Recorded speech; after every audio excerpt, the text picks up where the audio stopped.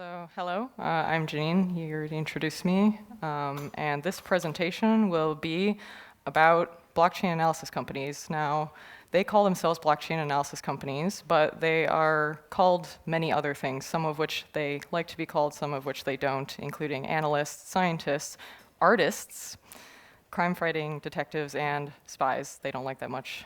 They don't like that one very much. And so I'm going to talk about what is the line between analysis and surveillance. Why do I think what they do is surveillance?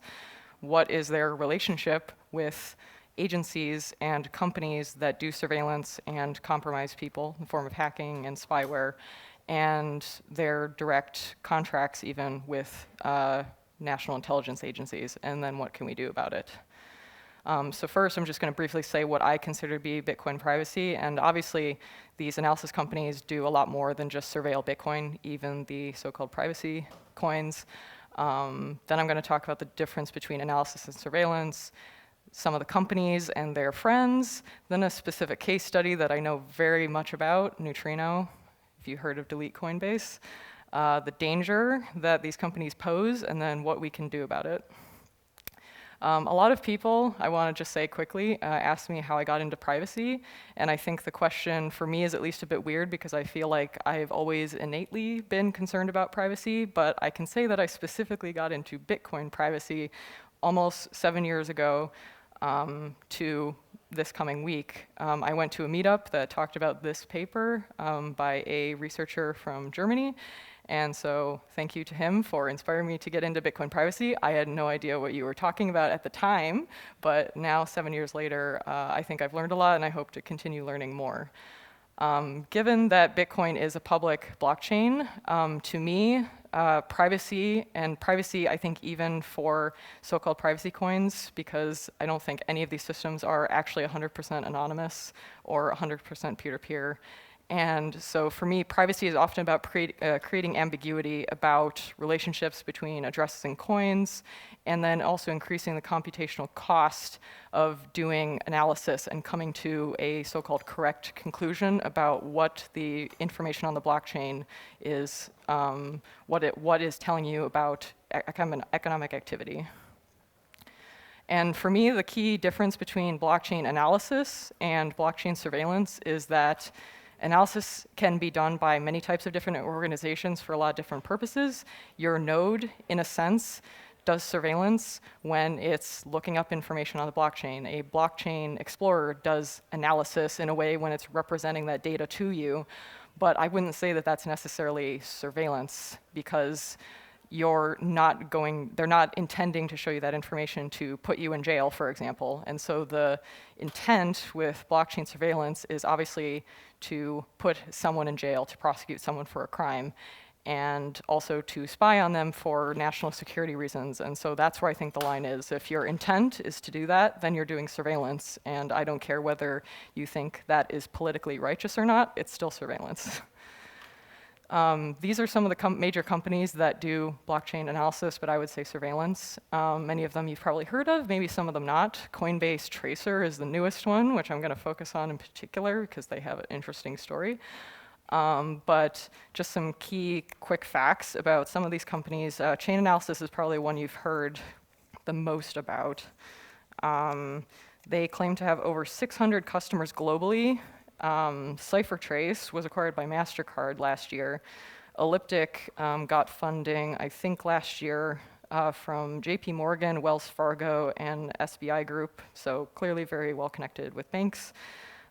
Crystal, blockchain by Bitfury, claims to protect, I don't know what that means, but they say they protect over 5,000 businesses worldwide. And they partnered with FICO in the US. If you don't know who they are, they do credit scoring. So fun times. And specifically about Crystal in July, or no, was it July? It was sometime in 2018, actually, at the Lightning, one of the Lightning hack days, I confronted them about this product that they were making because they were talking about, at the time they were promoting their Lightning suite, Peach. And so I challenged them, I said, well, if you care about Lightning and Lightning privacy, a lot of people here do you think that's a conflict of interest? And instead of answering my question, they they followed me out of the room after the talk and proceeded to ask me, did I use Facebook and did I use LinkedIn? And I mean, look at me. Do you think I do? Clearly, they, instead of answering the question, just wanted to invalidate me, and they failed miserably. But one thing that these companies all have in common is that they have a common business model, and they usually serve 3 types of clients. The first is private businesses, like exchanges, who need something to go to the government, the regulators, and say, we're doing compliance, we're doing know your customer, we're being good boys. So private businesses is a big customer. Then there's private investigators who are doing e-crime, and they may do that for private reasons, they may do that for the government, but they're just investigators doing general market analysis, market intelligence. And then there's the regulators, the state law enforcement, and the intelligence agencies directly themselves, and I will show examples of that later, or their contractors. Some of them like to think that they can get some privacy by going through a contractor, but then you just look up the contractor. So these are just a few of their friends, and this is very, very US focused, mostly because the US government is very, very interested in this stuff, and a lot of the public information is mostly about US entities and agencies. I definitely would love to hear about non-US agencies that are also interested. I know some of them are, but please, as I will emphasize later, send me any information you have about that. I'm very interested. One of the examples that I will give is that last year, apparently In-Q-Tel, which is a venture capital fund for the CIA, very interesting, they funded things like Google Maps, Palantir very early on, and they gave them $1.6 million. And even in the summary document, this is a document that was provided by ProPublica, and in the document, it directly says that In-Q-Tel serves the national security interests of the US and its allies. So for anyone who tells you that these blockchain analysis companies are apolitical, or that what they're doing is apolitical, clearly they are either blind or naive or trying to trick you because they get money from agencies where their prime directive is national security interests. And I could write an entire book, and maybe I will, about the kind of cultural overlap, the messaging overlap between intelligence agencies and a lot of these blockchain analysis companies. And one of the things I've noticed often is that they say, we care about your privacy. They talk about how important privacy is to them. And I just want to point out, you know, they say that too. This tweet in particular from the NSA is my favorite because it is the first tweet that I ever interacted with on Twitter. And that was a big mistake because now forever, whenever I use Twitter, they are recommending that I follow back or mutually mass surveil the NSA account, shall we say. So yeah, they say they care about privacy. I think I responded to this tweet by saying something like, roses are red, violets are, or no. I spy with my little eye. I mean, I deny all these lies, Congressman. The NSA also has a Civil Liberties and Privacy Office. That would be a very entertaining show if they ever remake The Office to make the show about, instead of a random paper company somewhere in the backwoods of the US, to make it about the Privacy Office at the NSA. And also other agencies, CIA, FBI, they all have some kind of marketing campaign about how they care about privacy. They probably do put resources into responding to, obviously, requests for people that need help. But again, I don't, it would probably take up a whole other talk or maybe a whole conference talking about the ways that they have done the complete opposite and violated our privacy for decades. So clearly their actions don't match their words. And of course, that's what the blockchain analysis companies do also. They say they care about privacy, they comment about privacy all the time. My favorite is probably the elliptic one where they say that they now support Mimble, Wimble, and obviously by support, they don't mean they're in favor of it, they mean they're trying to exploit it and break it and ruin your privacy. So yeah, a lot of them say the same stuff. But now I'm gonna talk about a case study, or I will rephrase this as 10 steps for how to profit in blockchain analysis. And by the end, you'll see how they ended up. But Basically, first step, if you want to profit, is to co-found an offensive surveillance company that goes on to sell and service tools to repressive regimes and be branded as one of the top 5 corporate enemies of the internet by Reporters Without Borders in 2013. This company was called Hacking Team. This image is a screenshot from one of their ads. I can't remember what year it was published, but it was recirculated at a later point, and people find it quite funny now, and I highly recommend you looking at it. My slides are available as resources on the CMS, so you can click on all of the images or text and see the sources for those. Next point, get hacked, which is especially funny for a company called Hacking Team. It's like the worst PR disaster ever. So in case you haven't heard, you can read their emails and their source code for a bunch of their products on GitHub and also through WikiLeaks. You can see many, many years of their emails and all of the lies that they told. For example, they would say they don't sell to certain countries, they don't help certain countries, they are very concerned about the ethics of how their tools are used. You read their emails, it turns out, no, no, not true. Next step, go broke. And so basically when they got hacked, huge PR disaster, understandably a lot of their clients did not want to work with them anymore, either because it's like, oh, well, they got hacked, so how secure are they to work with, but also the ones who maybe cared about the human rights abuses that were involved thought, okay, we shouldn't be associated with them. And so, of course, the CEO, there's a really good article, I think, in The Nation, I can't recall, but the title is something like it has a really scary red, white, and black image of him, and it's like an interview, and it talks about how even at Hacking Team, the employees of Hacking Team were being surveilled, and a lot of them were trying to leave because they felt the environment in the company was oppressive. You reap what you sow, but yeah, this article is interesting because it talks about how they were trying to recover from the hack, get clients back. They were also dealing with the Italian government, because they're based in Italy, imposing export controls on them, which means they had to, at one point, apply for permission for every export outside of Italy, which, they probably don't want to tell the Italian government all of that, so they were very upset. So, when your business fails, go on to found a new company. These are the 3 main people who went on to found a company called Neutrino. They are all co-founders and or upper management of Hacking Team, and this was something that came up in a later controversy of, if they just worked at a company, is it really that bad? And it's like, yes, because they founded it and they were there the whole time. So they co-founded a new company called Neutrino, and if you go to their website, which is archived, a lot of this is archived, they explicitly have a tool called Xflow Inspect, which is marketed to, I think, it's either law enforcement or financial services companies, Xflow Inspect and Xflow Insight. I think the Insight one is for financial services.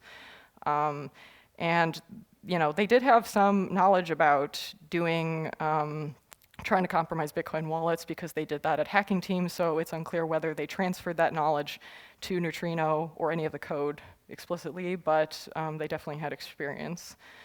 Then they started sniffing around for investment. They went to Kraken, and well, unlike a major exchange that I will get to shortly, Kraken had the smarts to at least look up their names and see that, oh, their emails are all public, and they say a bunch of stuff that we can be concerned about. Maybe we shouldn't hire them or acquire them or give them money, so they turned it down. They also went to Giacomo Zucco, if anyone knows him, and his account was especially funny because he says that they actually attempted to test the software that they gave with an address, and they refused, which, I don't know, if you're going around for investment and you can't even let your potential investor try your product, something is wrong.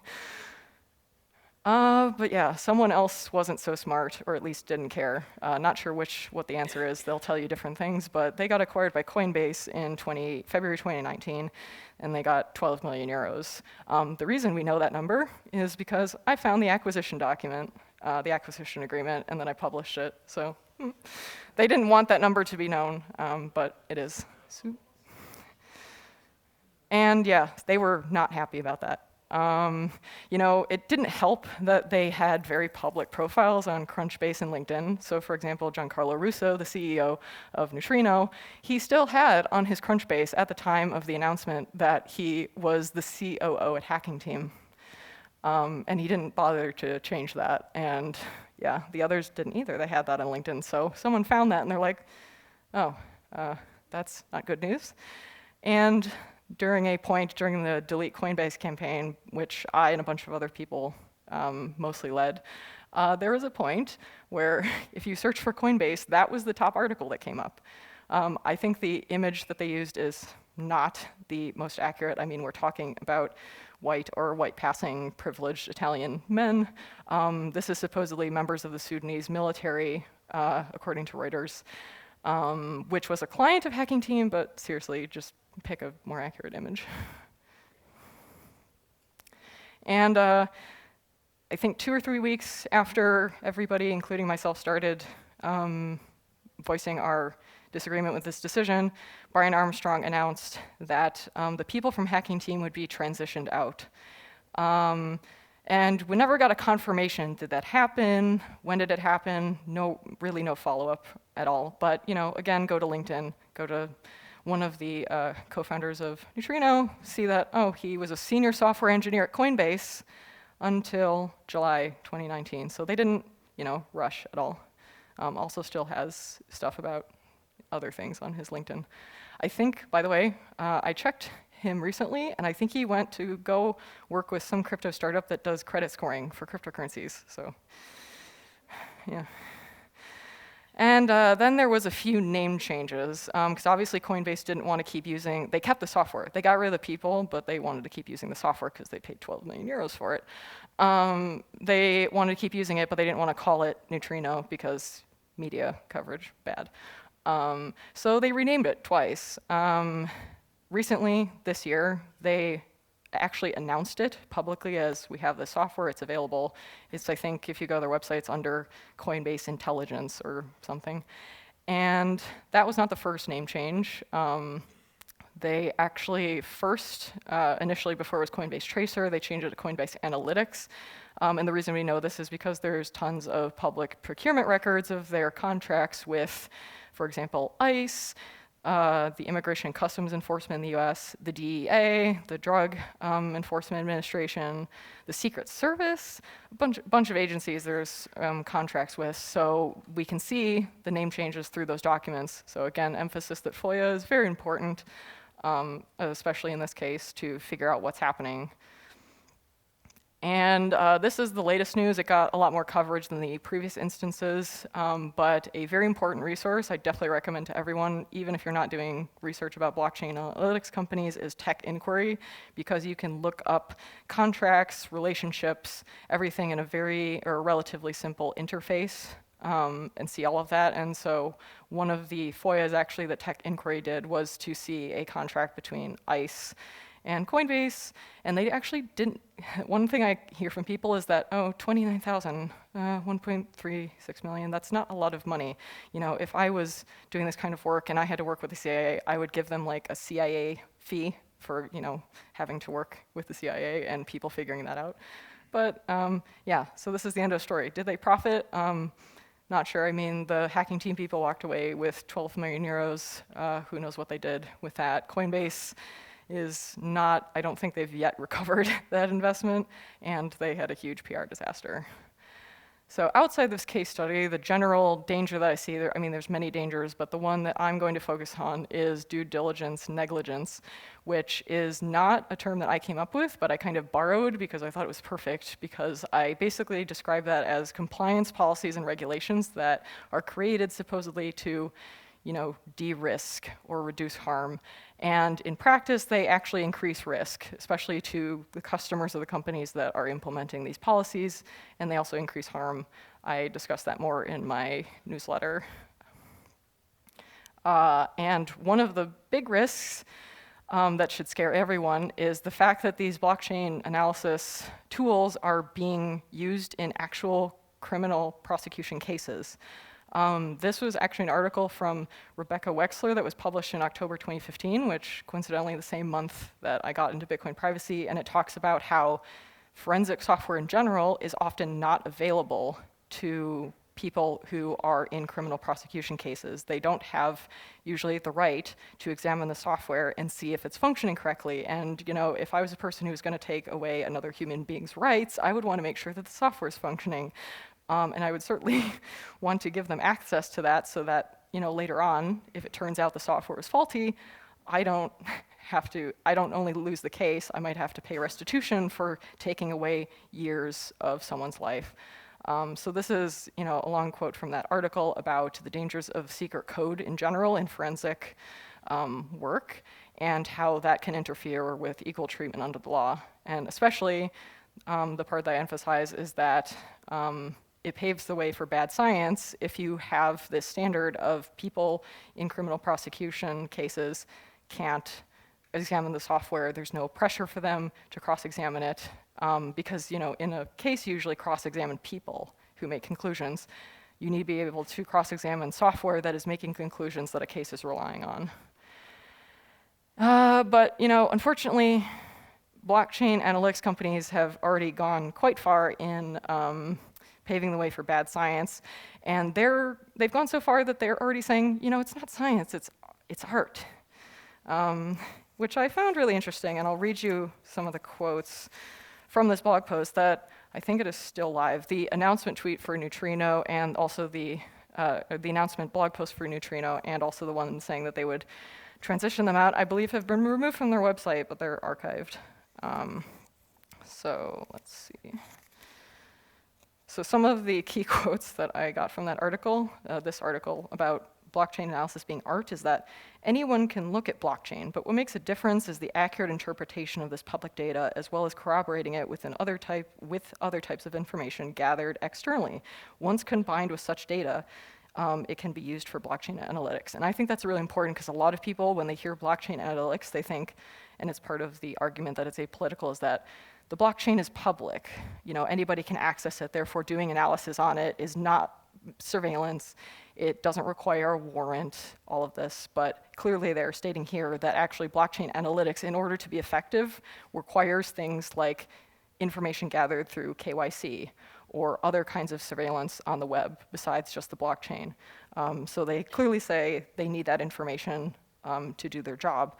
Another thing they say is that unless you own an address yourself, it is very difficult to say with absolute certainty who an address is owned by. This is why it's more fitting to consider blockchain analytics more of an art than a science. So even they say it's difficult to get any certainty, and I think that's important because, they say this is art. And I mean, I personally, when I read that, I feel enraged because someone saying this is art, and these tools are being used to label people as risky and illicit in their financial activity. It's being used to get people's accounts closed, their money seized, funds frozen, being financially censored with art. And the worst case scenario is that people are getting put in jail with this art. So I would say, if this is art, then your art is very complicit in state-sanctioned violence, and even violence that is not sanctioned by the state. One case in particular that is relevant to this, once again, bad science. One case in particular, it kind of got overshadowed by the stuff about Tornado Cash. But there's another case called Bitcoin Fog, which was one of these mixers where you send a guy your coins and he sends you different coins back. Not a good mixing model. But still, there was a guy who has been in jail, I think, since at least November last year, I think, and he has still not been released. His trial hasn't happened, as far as I know. And he recently got representation from Tor Eklund, and there was an article, this quotes from it, in Wired about kind of the defense case. And I have not looked at the veracity of the government's submissions of evidence. I'm not sure if those are public yet, but it's apparently a lot of documents, And the defense is claiming that the evidence that used blockchain analytics techniques were faulty, and apparently the company that did that, according to their discovery, was Chainalysis in partnership with another startup called Exigent. Interestingly enough, Exigent has contracts with the IRS, I think the cybercrimes unit of the IRS, which, I don't know, is that maybe a conflict of interest to be prosecuting someone when the IRS is the one actually, I believe in this case, the IRS is the one who prepared the prosecution documents, the submission. That seems like a bit of a conflict of interest, but there's a lot of those. And this is something from the end of my last newsletter, kind of getting back to the theme of this conference, the question about who will fire the last shot and when will we finally disappear. And related to the Tornado Cash story, something that a lot of people didn't notice, I actually included it in the newsletter that I published before anything happened with Tornado Cash, because I noticed that they tweeted that they were using a Chainalysis oracle on Ethereum in order to actually comply with OFAC, and they made this statement about how, we should not, privacy should not come at the cost of compliance. We shouldn't ignore compliance.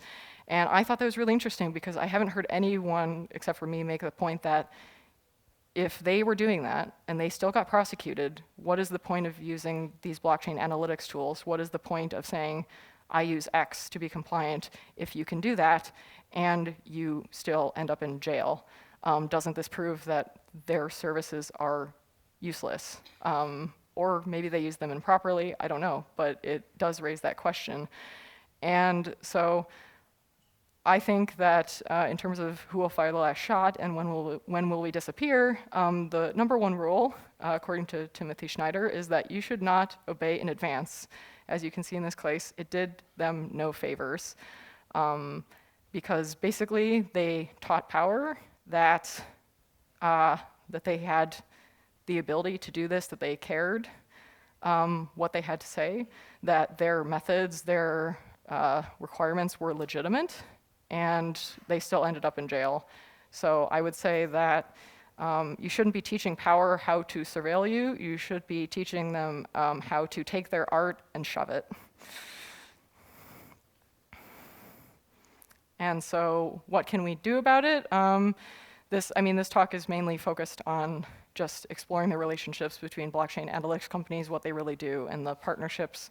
But I would say that in general, it's important to design privacy tools, both off-chain and on-chain, because I think a lot of people ask me what they should do with Bitcoin, but a lot of the time what I tell them first of all, or check with them, is what are they doing about off-chain stuff? Are they using Tor? Are they using a VPN? Are they not giving their KYC data to a bunch of exchanges where it can get leaked or hacked?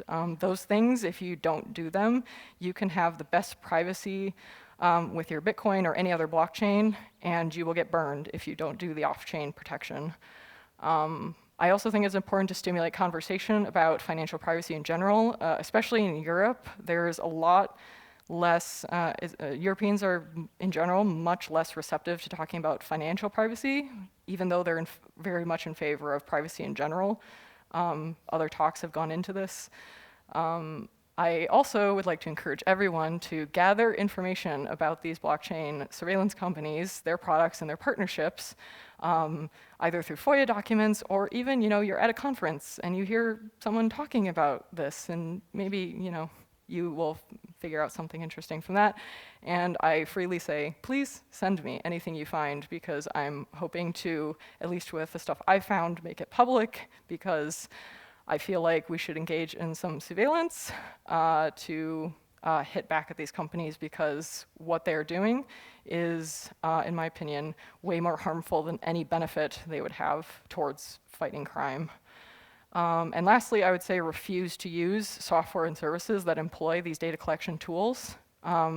Even if it's a service that claims to do privacy and they say that they have to and they have no other choice, you do have a choice. There are many other people in much worse situations than you that have had to deal with stuff like this. And at the bare minimum, you can refuse, and you can make as much of that process, as much of that extrajudicial pressure public as possible. That is the baseline benefit you can make if you can't fully resist and keep continuing with your business. So that's why this talk is #NoKYC. Thank you.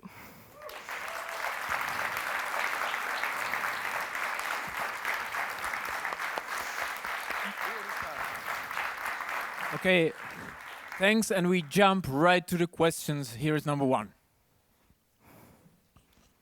Thank you. You mentioned this question of Tornado Cash having sort of voluntarily complied with OFAC sanctions by using the Chainalysis Oracle, and that nobody else has mentioned that. Has that not been used in any of the legal filings to show good faith or attempted compliance? Seems an obvious point. I've read a lot of the material, because Coin Center and a few other organizations, even the EFF to a degree, are now looking at that, and they've published about how this is wrong. I don't think I have seen them specifically mention that. I assume they definitely will and should, because that's definitely important. Is the problem that the tool didn't work? Is that the tool, were they not using it properly? What is it? Is it that it was not enough? We should know the answer to that question, because there's a bunch of companies who are going to be pressured to do the same, and if their compliance is going to be pointless, then why do it? Why give up your principles to work with these people? Thank you. Do you have common pitfalls or things that normal users overlook that should consider, like using specific chain explorers, or what are certain techniques that are overlooked that surveillance companies use against the normal user? Yes. I mean, I've done a few other presentations on this. It's hard to narrow it down to a small list, but one is definitely that, another common thing that both these intelligence agencies, the IRS, and these blockchain analytics companies have in common is that they source their data from things that have nothing to do with cryptocurrency, data brokers that are getting phone records. When you, for example, sign up for utilities and give your name for that, that's a way that your data is often, your personal information is often shared, and then they can use that with geolocating. In fact, one of the things that Coinbase says that they offered in their in the emails and the pamphlets that they sent to ICE is that they had geolocation information, and they had to clarify that they don't get that from Coinbase customers, if you want to believe them or not, but most likely they got that from data brokers, and they had combined that with their data sets. So mostly it's just, definitely the off-chain stuff. Don't ignore that. Don't assume that just because you're using a privacy wallet that you shouldn't care about, your device security, the personal information that you're sharing with third parties all the time. Try to resist that as much as possible, because you have no idea where it's going to end up and how it's going to get used.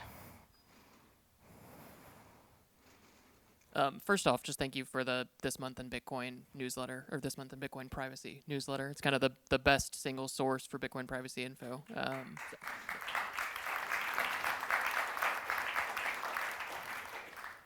As the author of that, I'd love to hear your thoughts on, obviously you understand that the battle for privacy is an arms race. I'd love to hear your thoughts on how you feel that the developments in Bitcoin privacy have compared with the developments in chain analysis and chain surveillance companies, especially over the last 2 or 3 years. Yeah, it's hard to answer that question, because there's some aspects about privacy development with Bitcoin in particular that are not public. But yeah, it's, I think for the most part, I think people underestimate how well or how hard it is, even if you're not using any privacy tools, how hard the job still is to do blockchain analytics. The main danger, as I talked about from blockchain analytics, is that they will come to an interpretation, and that interpretation may be very wrong, and it doesn't really matter what you do. They will come to that conclusion, and you could be affected by it, and you could have done everything right. Or someone else will get targeted for something you did because their analysis is actually not that great. Part of the reason, I don't know if I think I've said this publicly before, but part of the reason I use images of moths for my newsletter is because I'm a fan of moths, and especially the ones that do mimicry, where they look like other animals or textures in their environment. And I think that that's a good analogy for Bitcoin privacy, where you want to create transactions that tell a different story than the one, like the activity that you're actually doing. You want it to be reflected differently on the blockchain, sort of like how a moth that, for example, has eyes on its wings is trying to look like a predator that has eyes. And actually, the first image of a moth that I ever used in my newsletter, I submitted it to Google Images in a reverse image search, and Google got tricked. They thought it was a human being, and they gave me human faces as similar image examples. So I thought that was quite funny. So yeah, the arms race, it's very similar. I'm a big, one of my big interests is evolutionary biology, and that mimicry is an arms race. And it's similar with Bitcoin privacy of how can you more effectively mimic regular transactions with things like PayJoin, for example, which is, for people who don't know, it's a type of coin join that is supposed to look like a regular payment transaction that you're not doing anything particular with privacy. So that's the kind of mimicry that I think is very important going forward. I have a question about an information that I have. A source that I think is very reliable told me that 30% of any random address, they are able to connect to the real person. And of course, this information now is outdated because it was a few years ago. Do you have an idea how is the score right now of these intelligence systems? No, and I mean, so I have had unofficial access or view into some of the blockchain analytics tools. So I have a very basic idea of, the interface, how they work. They also do webinars. It's very funny. I tried to attend a webinar once, fully just my, name, email address. I attended it, and interestingly enough, I was doing it through a computer that was not connected to me and VPN and all of that. But they were doing it through Zoom. And I, at one point, like 30 minutes into the talk, I wanted to take a screenshot of what they were presenting. And Zoom, even in the browser, because I've never used the app, Zoom in the browser actually, I think, sends notifications when you take screenshots to the person hosting. So I got kicked out, like, quickly. I mean, they should have caught me coming in, because it's like, hello, I'm me. And I wasn't trying to hide, but I found it funny that I got caught because I tried to take a screenshot. They kicked me out for that. So the best way to learn about how these tools work without just getting unofficial glimpses is to attend the webinars and just hear them say how their tools work, what their interfaces look like. But unfortunately, I can't answer that question in any better way because the software is all proprietary. And that's also a big difference, I think. Like, if you want to be able to tell between blockchain analysis and blockchain surveillance, is can you actually access the code that is used to do that? A lot of block explorers, they're open source. You can use them yourself by just going to the website. You can't do that with these blockchain surveillance tools. The code is not available anywhere, and if you do find it, you're very lucky, and you definitely can't use it yourself unless you have been given permission to access. So that's also a good kind of, it's a red flag of whether they're doing analysis or surveillances. Is the code available to everyone? Because if it is, then you can use it to improve your privacy. An ordinary person can, but if it's not available, then the only people who get to do that are the people who want to surveil you. So. Hello. What are these companies that hire these analytic companies?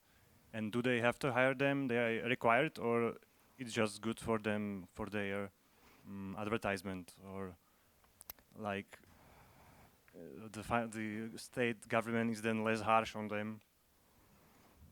Yeah, that's another interesting part is that a lot of the companies who use these blockchain LX tools, some of them do. They will display it on their website. We're partner, or the blockchain analytics company will do it. They'll display on the website what their partners are. So Chain Analysis has a lot of partners listed on their website, and a lot of the other ones do that. But you often don't know which companies they're partnering with. I mean, if Chain Analysis is claiming that they have 600 customers worldwide, they don't have 600 partners listed on their website, so they're not publishing that information. But the question of whether these tools have to be used is definitely interesting, because I would say no. In most cases, there is no legislation, there is no policy explicitly saying that any of these businesses have to use these tools. A lot of them are doing the thing of complying in advance, which I said is the wrong response. They're complying in advance because they anticipate that legislation will come that will require it. They're worried about extrajudicial pressure and attacks for refusing to do that, even if it's not legally required. Which is unfortunate, but there's a number of examples throughout history of the government punishing people for not following non-existent law. So that question is definitely very interesting, and we should keep emphasizing that this stuff is not required, but I don't know if companies are actually going to listen to that. They often just comply because they don't want to deal with the risk of their business getting shut down later. In your introduction, you mentioned that, make no mistakes, also the privacy coins are being surveilled. Yeah. Do we have can you elaborate on that? And do we have an idea to what degree that surveillance happens? To what degree people can be de-anonymized? Yeah, so the most of these blockchain analytics, most of the blockchain analytics companies, they list all the cryptocurrencies that they support, and by support they mean they claim to be able to de-anonymize and figure out where traffic is going on them. I don't know if that's true, because again, don't know how this. Okay. Wait.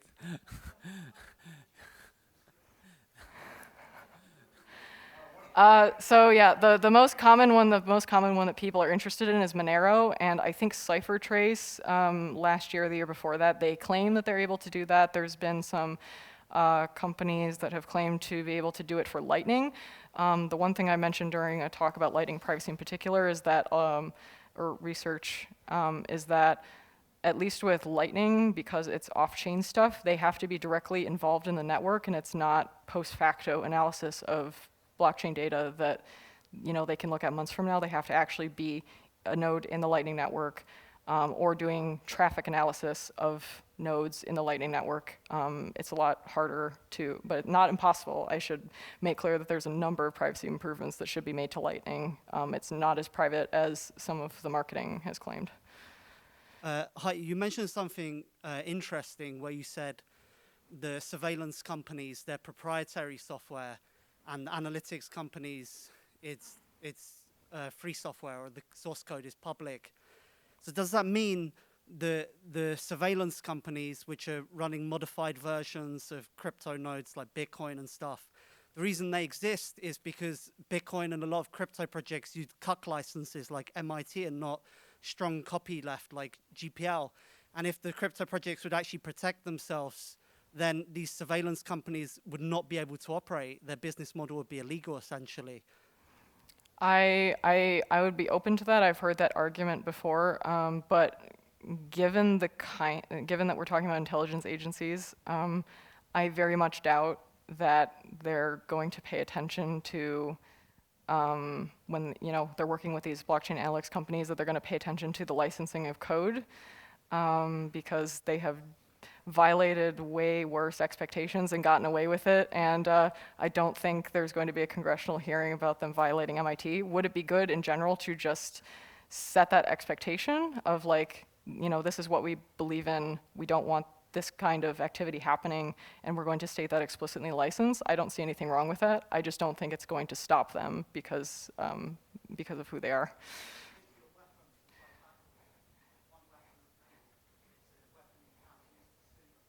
Yeah, I mean, I'm very familiar with a lot of cases where people have tried to fight intelligence agencies through the law, and it's very fun because you get, at least in the US, but also in other countries, you basically get put into a special kind of court system where the law does not function as we commonly understand it to function, or the court process to function. So that, again, I have nothing against that. I'm just saying it would be a very expensive attempt to try to sue the NSA, the CIA, whatever, for.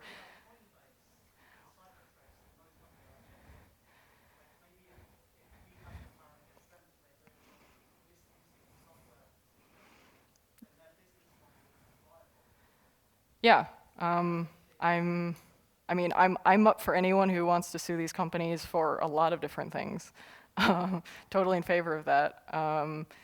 But yeah, given, like, part of the point of this talk is, like, these are not apolitical companies. They have political backing from very scary agencies in different governments around the world. And so I assume, like Hacking Team, they're going to pull in those contacts if they ever get seriously challenged. But it's definitely worth attempting. I'm in favor of suing them. I'm in favor of suing Coinbase, of course. Okay, obviously there would appear a lot of other questions, but I would like to ask you to continue the discussion afterwards. Janine, thanks a lot for coming. I think it was a very important presentation and the discussion as well. And thanks to all. I do want to say really quick, if you want to hear more about this topic, I am going to Studio 2 to moderate someone who is going to be talking on this topic. So follow me there. Okay.